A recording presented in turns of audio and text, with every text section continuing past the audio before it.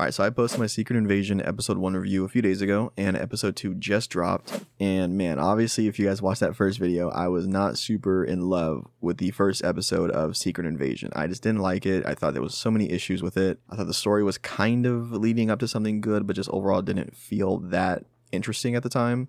I thought the ending, while obviously seeming kind of like a high-stake moment, didn't really leave me feeling anything, at least as far as the Maria Hill character. But I can't even lie, this second episode is way better than the first episode, and I almost wish they kind of would have just maybe gotten rid of the first episode or combined some of the elements, because this second episode I liked a lot. So we're going to go and talk about the second episode of Secret Invasion. I'm going to talk about my feelings, everything within the episode. So let's get into it. Obviously subscribe, like, all that stuff. I just really want to dive into this episode because I'm actually really excited about it. So this episode starts off with a lot of flashbacks, and in my opinion, they were really well done, but it kind of left me a little frustrated because I feel like these flashbacks would have been better served if they were in the first episode. Especially for new viewers, I think it really would have helped set the stage for what's coming up in the show. So I do kind of feel a little bit meh, like it's really good to have it here, and I do like the scenes, but it just feels like they make so much more sense in the first episode rather than the second. And then within those flashbacks, we do get some kind of conversations about the Skrulls fleeing their home planet, and that's something I really am interested in. I think the Skrulls in general, we kind of push back as far as knowing about their backstory at all. We kind of just know about them being on Earth. We don't really touch too much on the Kree and Skrulls, war that's been going on, at least in this show. Obviously, Captain Marvel discusses that a little bit more, but I think that is a really cool, interesting plot line that I'm kind of wondering if they're ever going to bring it up or bring up their home planet at all more in any way. And I also want to discuss here the Maria Hill's mother scene. I think her name's Elizabeth, so Elizabeth Hill. Man, this scene was unexpectedly powerful, and it made her death way more heartbreaking than I honestly thought it was going to be. And I gotta admit, this scene hit way harder than the actual death scene itself. It really showed the toll that this invasion is taking on just one person, one minor character on our team, and how that's been kind of just already affecting people around Nick Fury. And I don't know, the performance was really good. I bought it. Like, if you watch my first video, I really didn't care about Maria Hill dying at all, and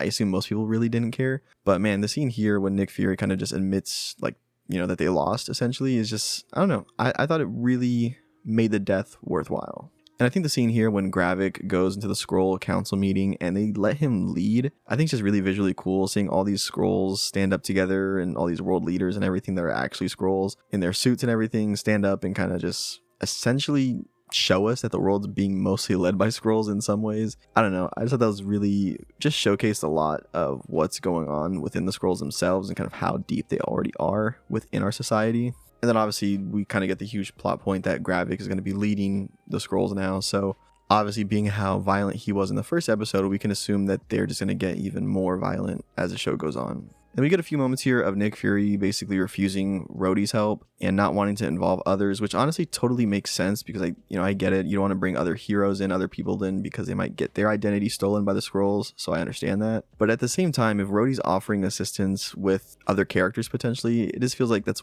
a way more effective way to handle the situation, because even Rhodey says himself and acknowledges that this enemy is way more powerful than Hydra was, but Fury still insists on handling it alone, even though he himself couldn't even take on Hydra. So it's just like, I don't know. That's the one thing I'm kind of still wondering about this show. Like, not to say where's the muscle at, but kind of how do you take on this alien invasion as one person? Nick Fury doesn't even have a team really right now. It's pretty much just him. But either way, I just want to appreciate this moment in the show also, which is honestly probably my favorite moment in definitely the show so far, for sure. But I think this might be one of the best Nick Fury moments ever. And it's his part here when he's, talking to Rhodey, and he gives this insanely powerful line delivery. You wonder why you're out. I'm Nick Fury. Even when I'm out, I'm in. And then he takes this huge guard on and slams him down, or holds his arm back or something like that and snaps his hand or something crazy, to only then step outside and show that he's clearly not emotionally okay. It's such a powerful contrast between what he's showing the other people around him to how he truly feels. And I don't know, I just thought that was such a deep scene. I don't know, maybe I'm being so lame, and the fact that the show didn't really give me much in the first episode, I'm just grabbing onto whatever they're giving me here in the second episode. But I thought this scene was really powerful. I think it really showed that Nick Fury will, no matter what, always try to look like Nick Fury, the presence of Nick Fury to others. But at the end of the day, I think he is definitely feeling that pressure on him a lot. And then we get this huge huge bombshell in this episode, and it turns out that the Skrulls, the shape-shifting extraterrestrials, have a whole range of different DNA from other characters. They show that they have Gru, Cull Obsidian, and the Iron Man Extremis technology in there as well. And I'm just like, what? Like, this is a crazy idea that I think they're putting out there, that they could potentially either make clones of Gru and Cull Obsidian, or maybe mutate these people into one. Like, imagine a Cull Obsidian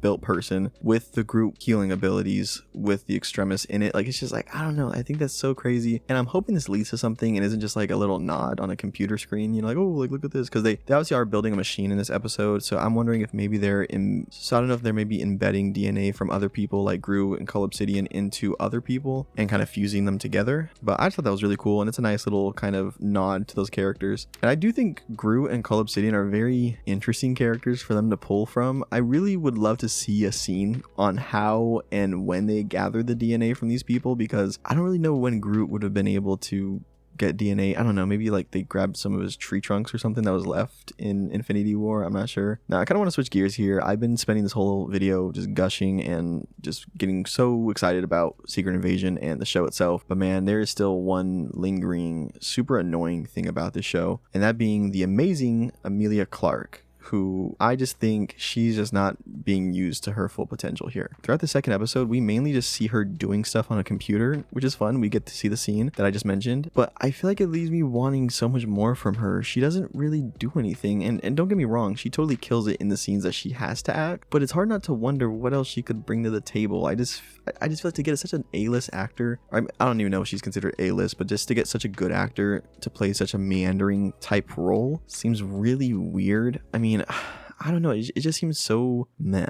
The fact that they're just using her as basically a walking machine at this point, it's all she's realistically done, is just walked around and had one conversation with Talos, like that's it. So I'm hoping they do something big with her, like how they did with the previous woman in the first episode. She did a lot more in this one, so I'm hoping Emilia Clarke's character comes in and does something interesting in the third episode. But at this point, I'm just kind of giving up, honestly. It just doesn't seem like we're going to get anything cool out of it. And then by the end of the episode, we get the huge bombshell that Nick Fury is actually married to a Skrull. And I mean, this isn't as surprising as I think a lot of people are making it out to seem, because in the Captain Marvel movie and in the first episode of this show, he does seem a little sympathetic towards the Skrulls, and his vibe towards them doesn't seem as aggressive as other people's are. So it definitely seems like he has sympathy and empathy for them. So him being married to one isn't that insane, I guess. Either way, I don't think it's that surprising. I just think it's an interesting fact and something that they show that is definitely going to display and change the complexity of the storyline, because now it's like, is Nick Fury with his Skrull wife also with the Skrulls, or are they against the Skrulls? Because she's obviously a Skrull in herself, so